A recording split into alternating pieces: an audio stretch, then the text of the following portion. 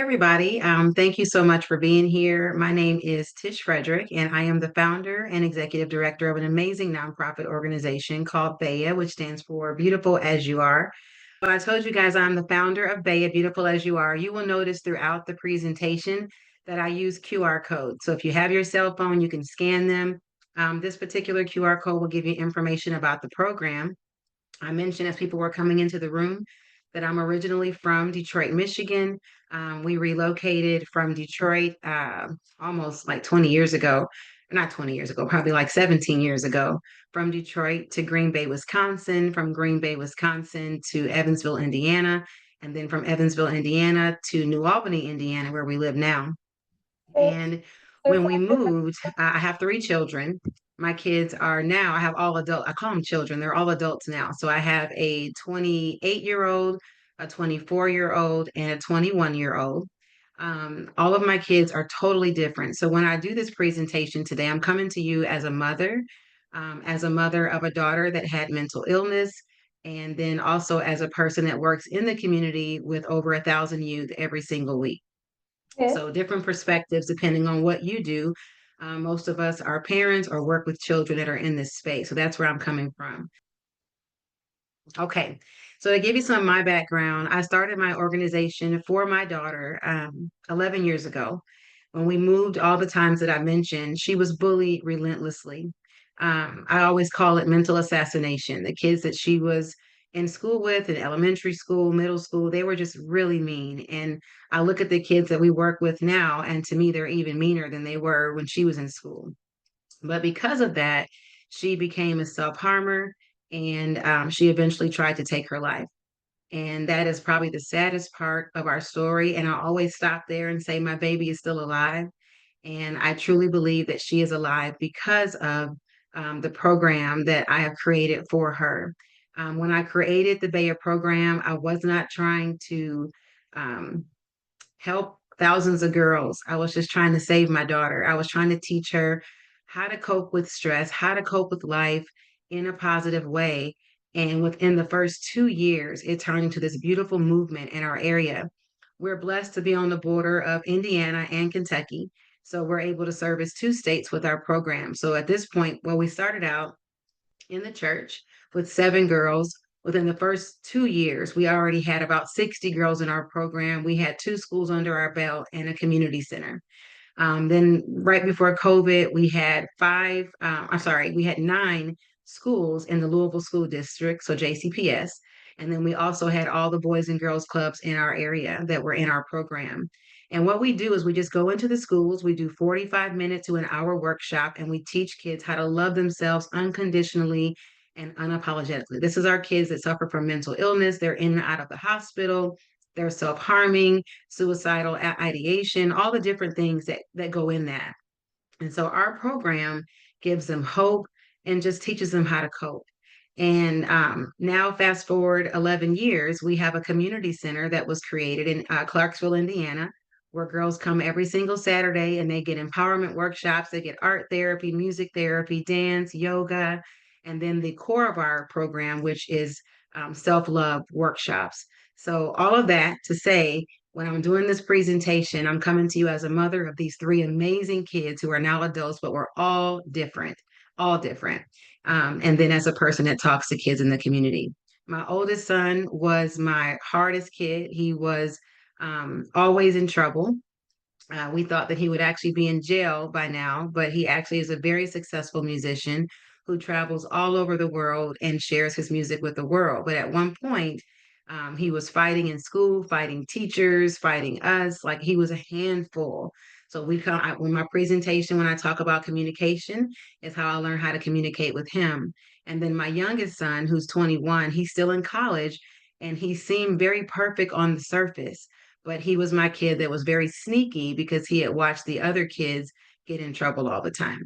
So those are my three kids in a nutshell and how this presentation will work today. Ooh, because I moved, now it's not moved. There we go.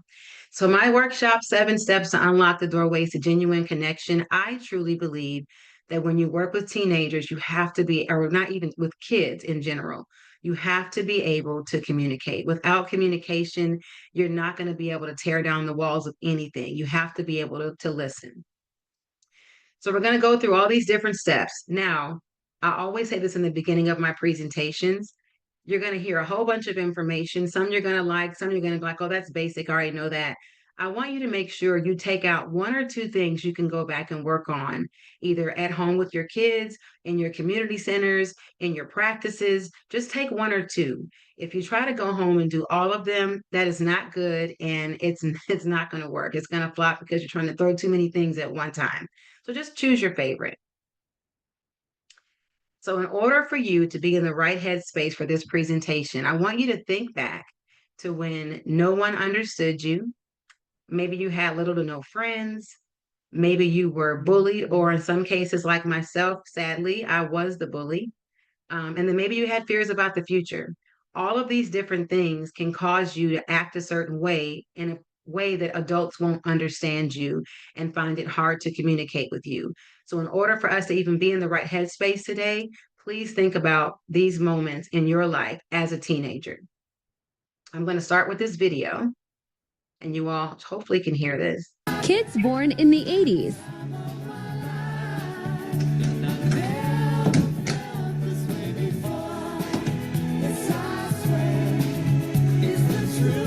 Good afternoon, ma'am. Hey, good afternoon. How was work today? Work was good.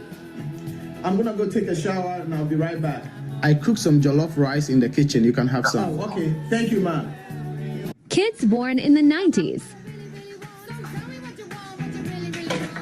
Will you shut my door? Hey, I didn't say you should break the door. Your shoes. You know I just got this carpet cleaned. What at all is wrong with you? Is your father going to hang your bag? I am still waiting for you to greet me. Sorry, ma'am. Good afternoon. Good afternoon, and you better fix your face. Ma'am, I'm gonna take a shower now. You need Jesus. Kids born in the 2000s.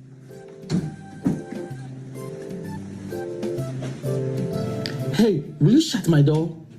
But ma'am, the door is closed. You better go close it well. Now. This is why I hate coming back to this house every day. Nobody is forcing you to come back to this house every day. Your shoes and your bag. You are stressing me out. You are stressing me out. This is affecting me mentally. This is just child abuse. If you continue this way, it's going to affect you physically too.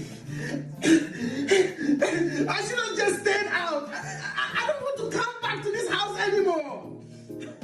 My son, you can just go get your own house and stay there. I did not ask you to bring me into this world to suffer.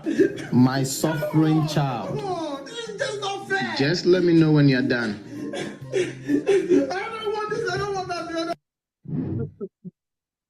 So we all probably have kids like that in our life, and I want to change my view. I can't see you guys. I don't know how to change the view so I can see you. Because I'm gonna need to know if you guys are raising your hands.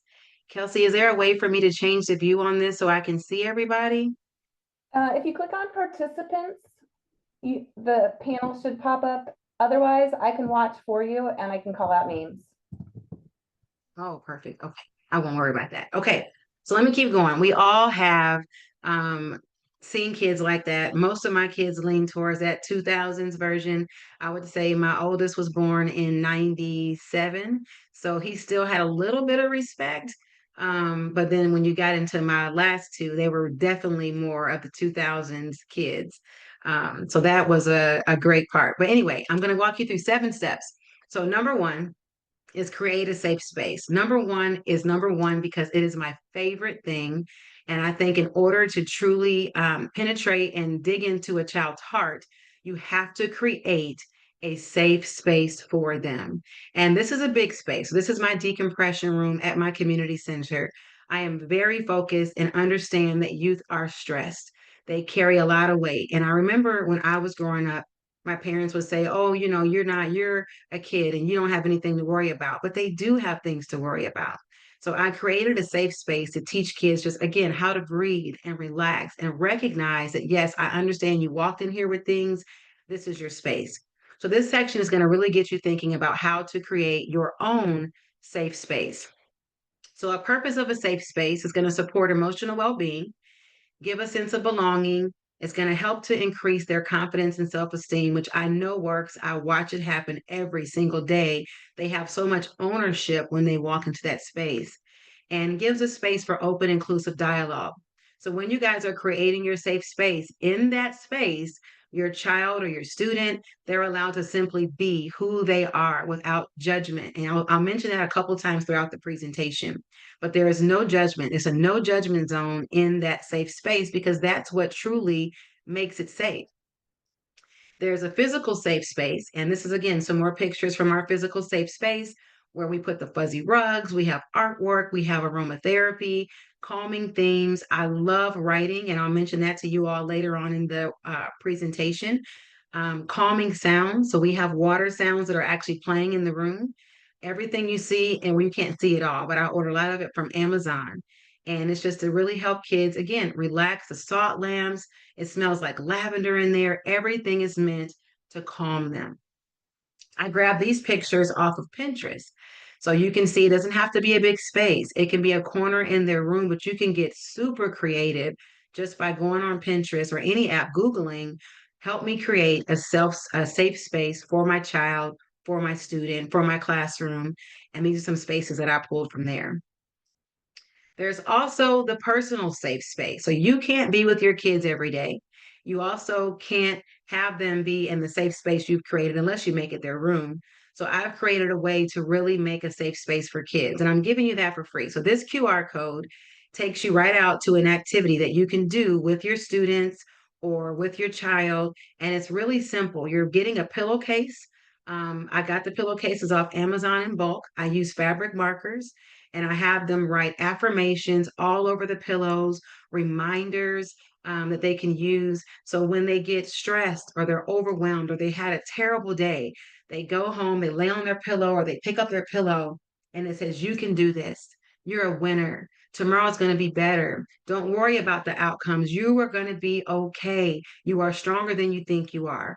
And I'll allow them to use their cell phones, or if they don't have their phone, they can Google it on their laptop, but they can look for different quotes that really speak to them. And when I tell you this personal safe space is one of the favorite activities that our youth do, I have kids that are in college who will say, "Miss Tish, I still have my pillowcase and I took it with me to college." And it's because, again, you can't always be with them, but you can give them ownership and teach them how to create their own safe space. So I love this activity. So I hope everybody had a moment to scan that QR code, and they will be giving you this presentation later. So these QR codes will be in that presentation also. So we're going to have some fun, and this is where I need to be able to see the chat. So we're going to brainstorm some safe space ideas that you could do. So if you know immediately, you can get off this call and you can begin to Google it and make your safe space, and you have the funding to do it. That's going to be what's inside the box. Outside the box is going to be everything. If you had your dream safe space for your child or for your students or for whoever you work with, what would that look like? So I want you guys to put in the chat for me what your safe space would look like if you can make it happen immediately. And then if I gave you, let's say, $10,000 to make your safe space, what would that look like? That's outside the box. I just want to kind of get you guys thinking. So if you all can write in the chat, let me see if I can pull up my chat and see. I think I can see. All right. I'm trying to see this chat room here, guys. I'm struggling.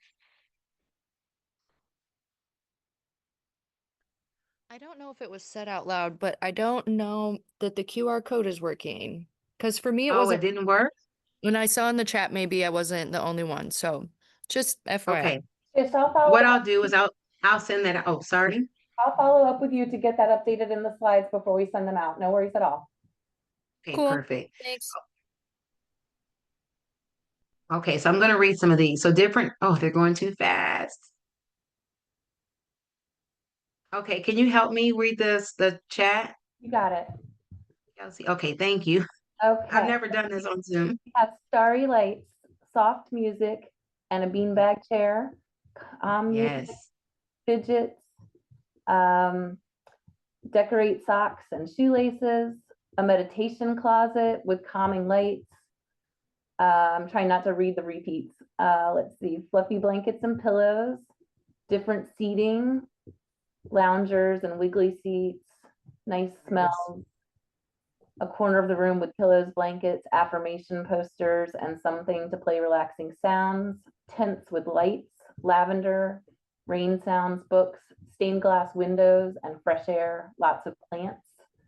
Um, sunset or aura lights or light projectors. Somebody spoke about a biosphere in Montreal that was dark and had a screen with floating plankton. I Essential oil. love these. These are so good. Yeah, they really are. I was just thinking of one that I literally put in my cart this morning for my son who has some special needs, and it's a steel drum. I don't know if you Oh, guys have yes. heard of those before, but it's like Yes. really unique. It has like 13 different sounds and they play calm music and it comes with a little music book. So I think that'll be a Christmas present. Vision boards, bubble wall, candles, Legos, candy, board games, books. That's most of them. I love the bubble wall. Like that is cool to me. And I love the idea of the tents. I think that's a really cool thing too. I'm reading the last one that says some seating facing each other in a small circle and some off by themselves. That's I like that too.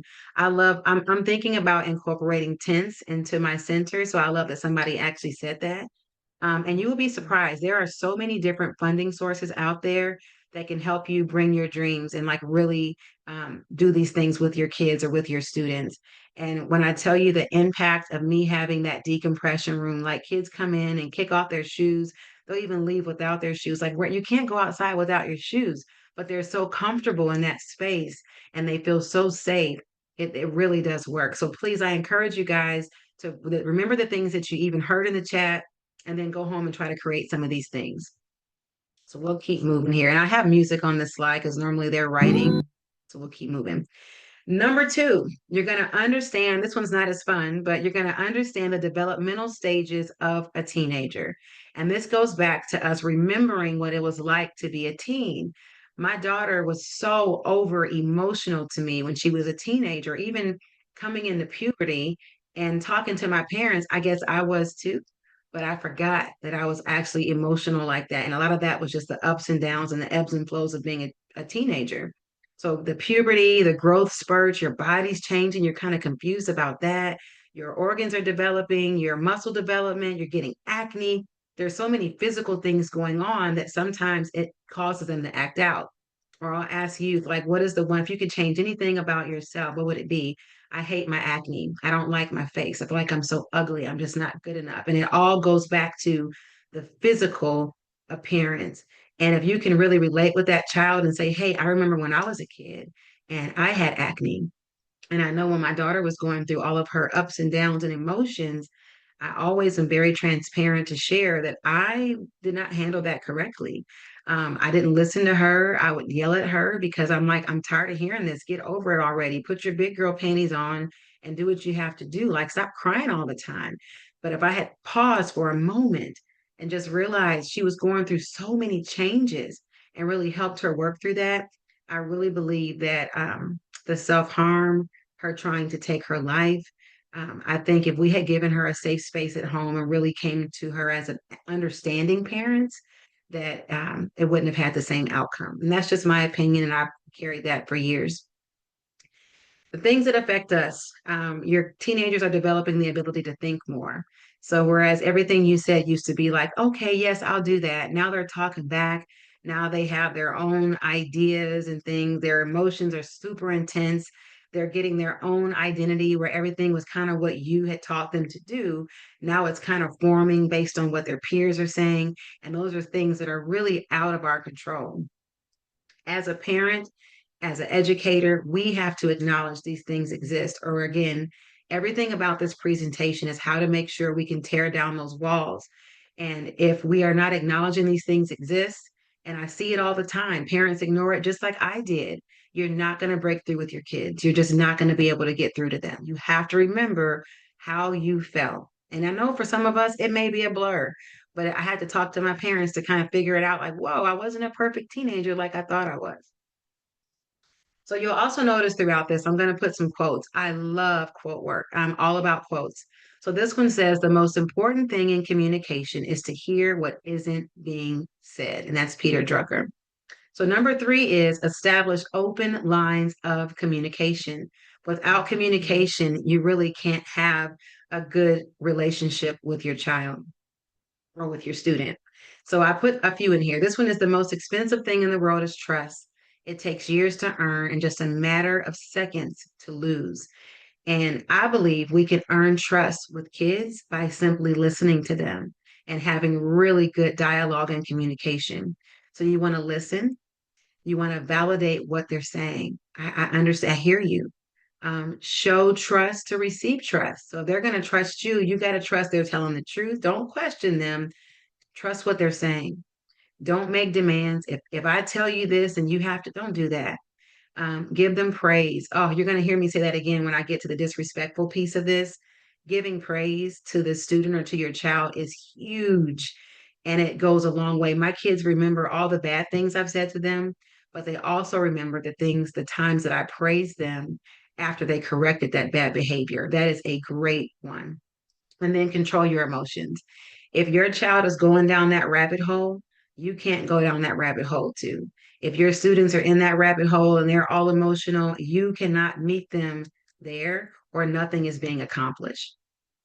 This quote says, listening is an art that requires attention over talent, spirit over ego, and others over self. And as adults, we can have a pretty big ego. I talk to parents all the time, and I'm like, you got to lose that. And you really have to meet your kids where they are. I highlighted some of my favorite ones on here, and observe is one that I love. And I say this because there's two different things. So when I had my kids and they were all younger, I would observe who they were around as adults that they would kind of be drawn to and who was their favorite person and why. What made that person stand out for me? When I'm in the classroom, I look at how they interact with their teachers, their least favorite teacher. How come that's their least favorite teacher? What is that teacher doing to make their students not want to be around them? And then that favorite teacher, why are all the kids drawn to that person? And really, it takes us kind of dropping our ego and realizing we don't have all the answers, and then really taking the time to observe and watch our kids move without saying a word. It's going to teach you how to be a better parent, how to be a better educator, how to be a better community worker. And then also don't overtalk them. So I don't like when I hear parents, a kid is saying one sentence and then they're over talking. I did it too. My kids would get half the sentence out and I would finish it.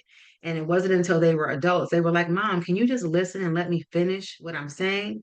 I didn't realize that. So that's why I put all that in caps. Don't overtalk. There's no trust if I'm steadily giving you the answer when you're not even done with the sentence yet.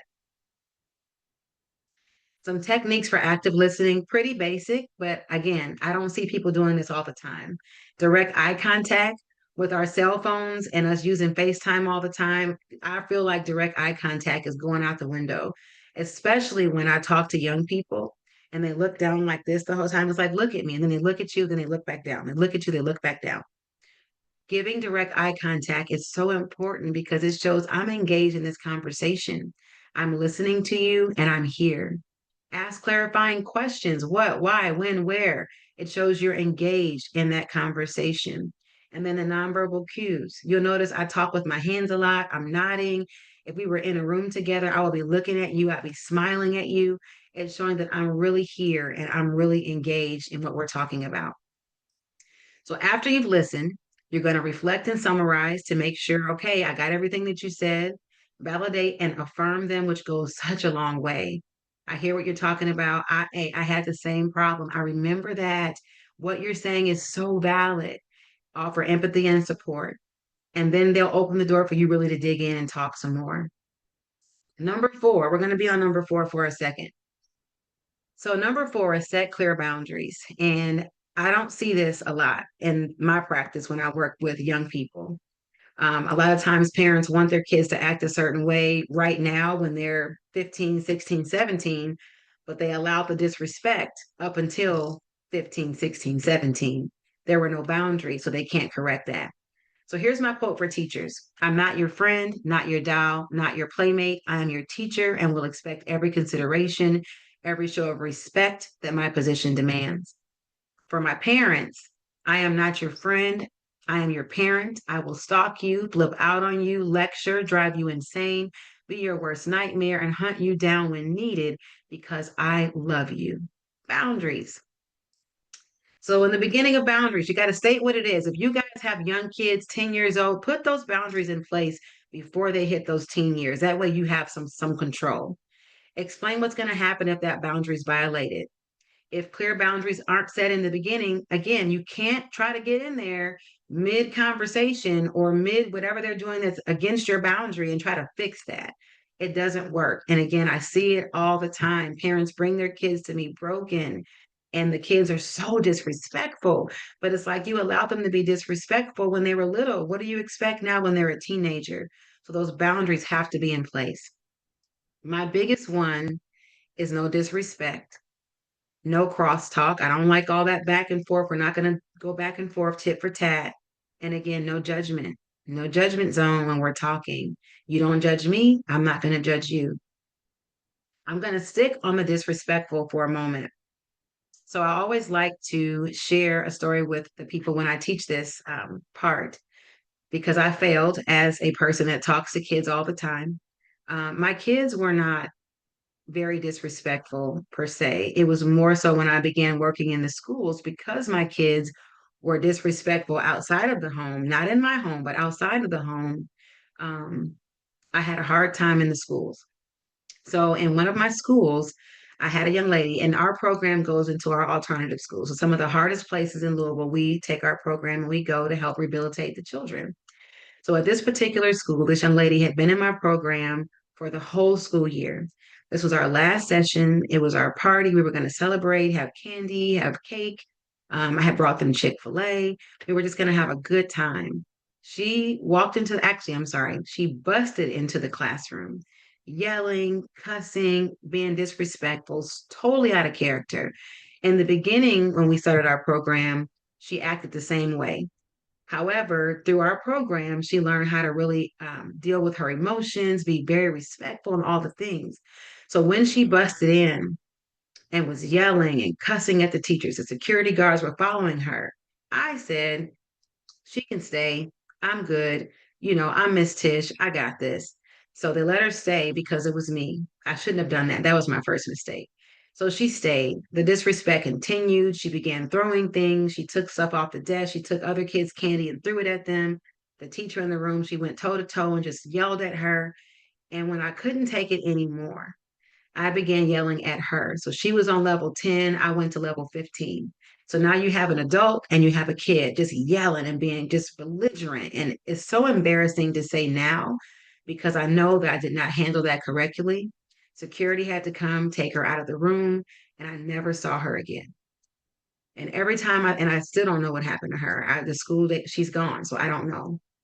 Um, I feel like in that moment, I lost one.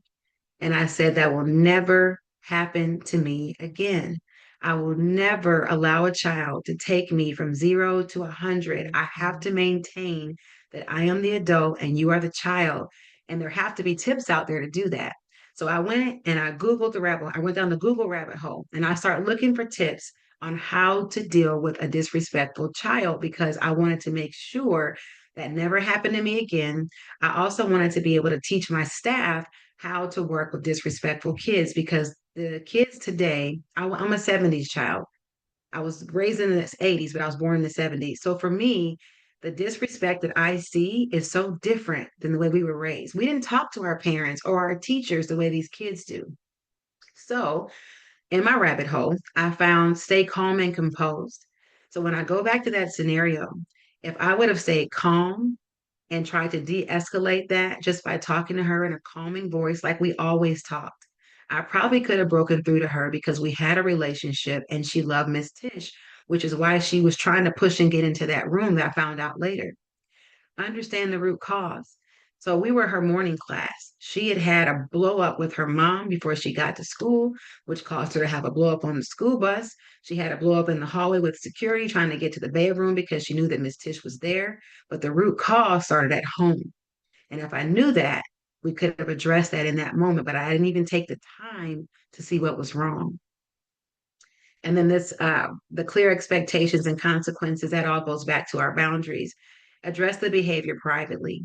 So I humiliated her because I went to 115. I went all the way up there above where she was. She was embarrassed in front of her peers. And I knew at that moment that I lost her because I caused her shame. She was embarrassed. Security had to take her out in front of all of her friends. That could have been handled differently. I could have affirmed her. Hey, Tiffany, I know you don't act this way. You are so much better than this. I've seen you all year long. I know you, girl. Come on.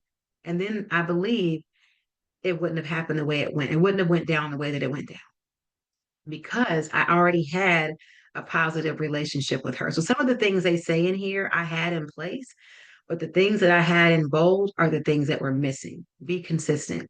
So I allowed her sometimes to, she would say some crazy things in class. She would cuss, and I would allow that behavior because I didn't want to make her angry.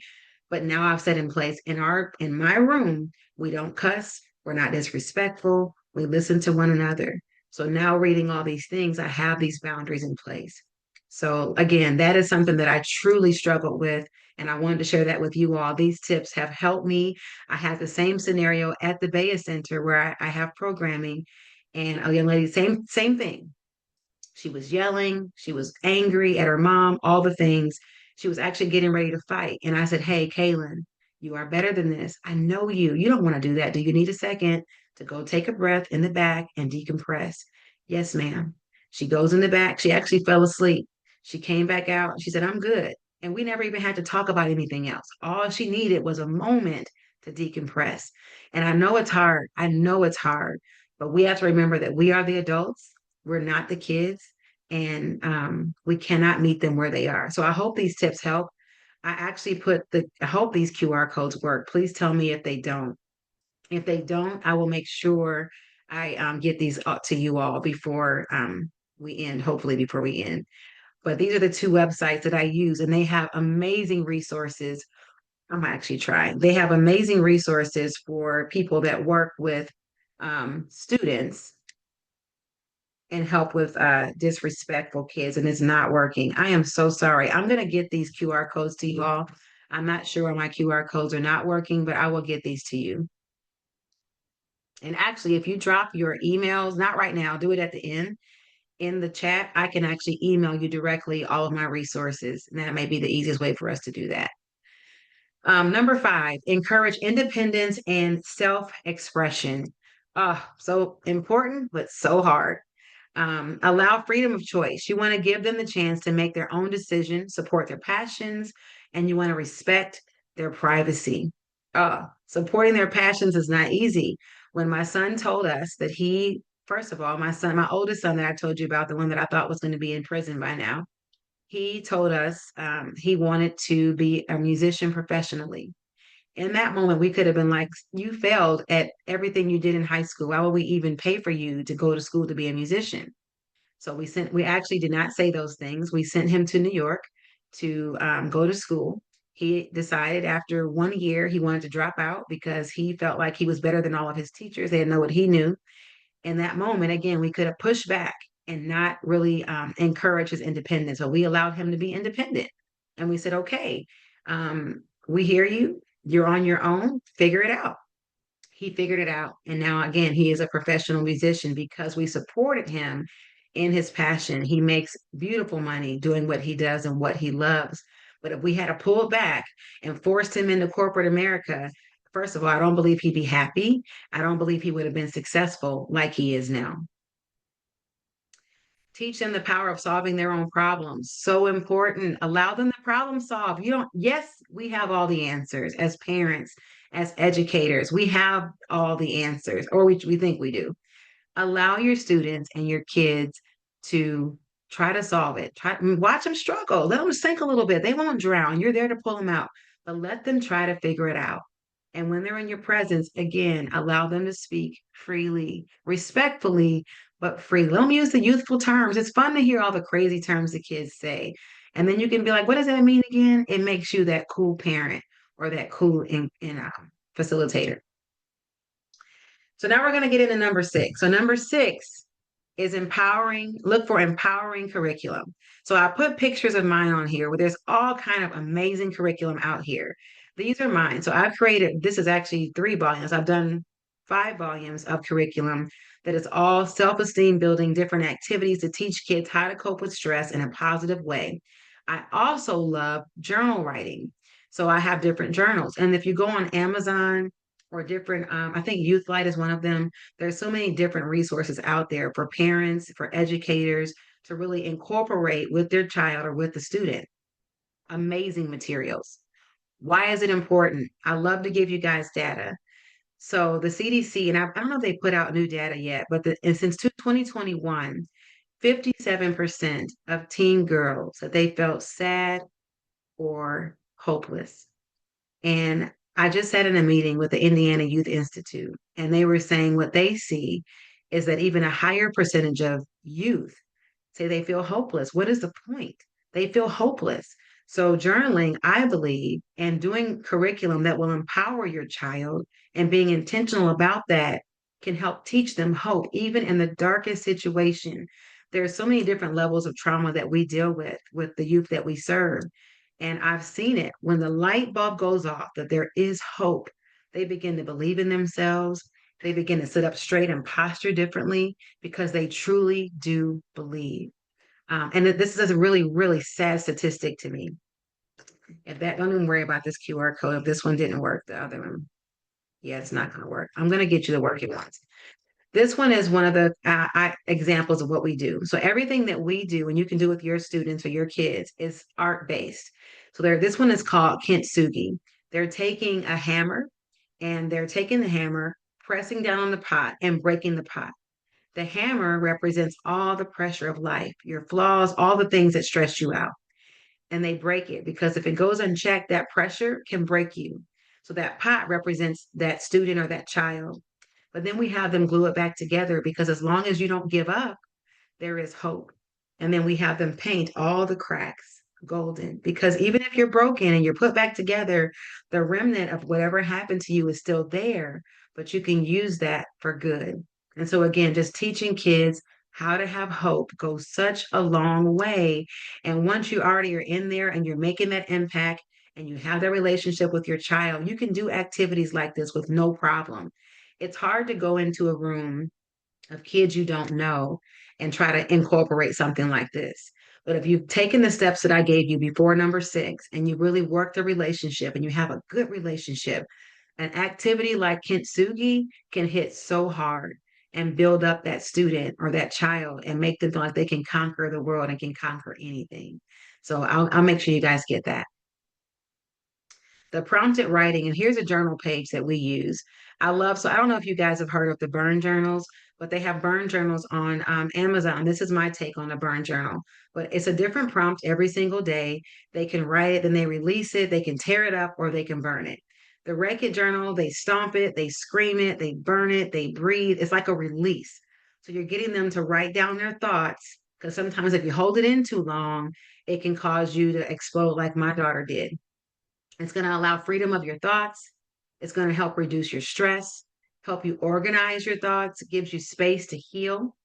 And then this one is a page from our book. So it says, do you think you can forgive the person who hurt you? Why or why not? And I have a lot of counselors, therapists that like to use the pages in our journal to even just open up a conversation with the child and get them really talking. And then they just tear it up because you might not always have space to burn, but tearing can also be so relaxing. You can also use dissolvable paper. So you can have them write the answer to this prompt on dissolvable paper, put it in water, and then release it that way. That's a safe way to release. So I love that activity. In our home, my daughter and I used to always go outside and I would have her write. And I mean, she would write pages and pages and just unload all the things that were going on. We would go outside, throw it in the barbecue pit and light it on fire and let it go. Again, a fun way. It makes you the cool parent or the cool educator. And it's a fun way to let them just release and simply be. My last one, and then we'll take questions, is take care of yourself first. And I know I actually sat in several presentations Monday, so I know everybody's talking about self-care, but being a parent ain't easy. Being an educator, it's not easy. And you can find yourself giving, giving, giving, giving, but we don't take care of ourselves and we look like these pictures. You're dealing with crazy students. Or when my daughter was going through, I felt like I was literally going insane. I was overwhelmed because I wasn't taking time to care for myself. The caregiver has to also care for themselves to be able to take care of that person. So parental burnout can look like this. And I hope you guys take a picture of this because when I first found this, I was like, oh my God, like this is me, physically and emotionally exhausted. I was so in that realm. I felt ineffective as a parent. She wasn't changing, but she wasn't changing because I wasn't doing anything different. I couldn't sleep. I gained weight and I lost weight. I gained weight and I lost weight. And I drank a lot when she was going through that because I was overwhelmed and I was trying to kind of soothe myself. Feeling emotionally distant from your child. She needed a hug from me, but I couldn't give her a hug. I just couldn't do it because I wasn't taking care of myself. My students need hugs, and I hug more when I take care of myself. So again, these are some great ways to see. You might even see yourself in some of these slides if you are a teacher or you're working in a community center or something like that, this is what your fatigue can look like: exhaustion, your fatigue, your foggy brain, negative all the time, just negative. I run into people all the time in my schools who are totally negative. They hate teaching now, they don't want to be around the students. It's because they're not taking the time to take care of themselves. Are you in those categories? I'm sure some of you guys are falling in those categories. Self care is so important. Benefits of self care: it's going to improve your physical and your mental health. It's going to reduce your stress and anxiety. Believe it or not, it's going to boost your self esteem. I started doing something called Hot Works here locally, and that has become my happy place. The work that I do and the work that my staff does is very, very stressful and it's overwhelming. The things that we take on from the youth that we serve, I mean, it can really weigh on you. So incorporating workout and hot works in my life has helped my home life. It's helped my physical health. It's helped my mental health. So I really encourage you guys to find something that will help you self-care. And you can teach it to your students after you take care of yourself. So some of your stuff for your students, and you can take these home, is practice mindfulness. If you go online, all kind of mindfulness tips you can do. Again, if you have that relationship with them, you can incorporate these things with them. This is self care, some examples of what self care can be. So, asking for help, taking a step back, forgiving yourself, saying no. Oh, that's a huge one. Saying no is such a huge one. Putting yourself first. How often do you guys put yourself first? I know that I don't. I'm getting better because I do this presentation often. So I'm learning, hey, how do I teach that if I'm not doing that? Put yourself first. It's not a crime. So these handouts will be in the materials that they give you. I encourage you to create a personal self-care plan for yourself and choose some items from this that you put on this. Okay. So choose some items from this that you can do immediately to begin to self-care for yourself. And then once you get this plan, the students that you've torn down those walls with, teach them how to self-care for themselves. Hey, you may be acting out because what are you doing for you? Have you taken a walk today? Have you taken a breath today and just breathe, relax? Have you written in your journal today? So again, you can give that to your students. I'm going to show the short video, or actually I took the video out because we're online. This is what I want you guys to do to encourage and empower yourself. And I don't know if we can do it today because we're virtual, but you can write down 3 things to empower yourself today. What are 3 kind things you can say today? I can say, Tish, You can accomplish anything you put your mind to. Tish, you are stronger than you think you are. Tish, you deserve to be here. And I encourage you to say your name and do it every single day because sometimes we forget. And then I want you to think about your hardest to reach student. What are three things of your hardest to reach child? I had three, and one of them was very hard to reach. What are three things that I could have said to my son to encourage him in that space? And I'm going to close with this. Remember, to the world, you may be a parent or a teacher, community worker, but to that one child, you may be the world. In every lesson you teach, every word of encouragement, and every moment you take to listen, you plant seeds of hope and resilience.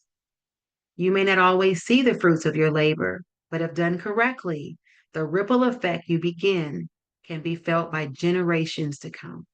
You are the difference, and the work you do truly matters. And that's for whether you're a parent or you're in the schools. You guys, the work we do with young people, it matters. It really matters.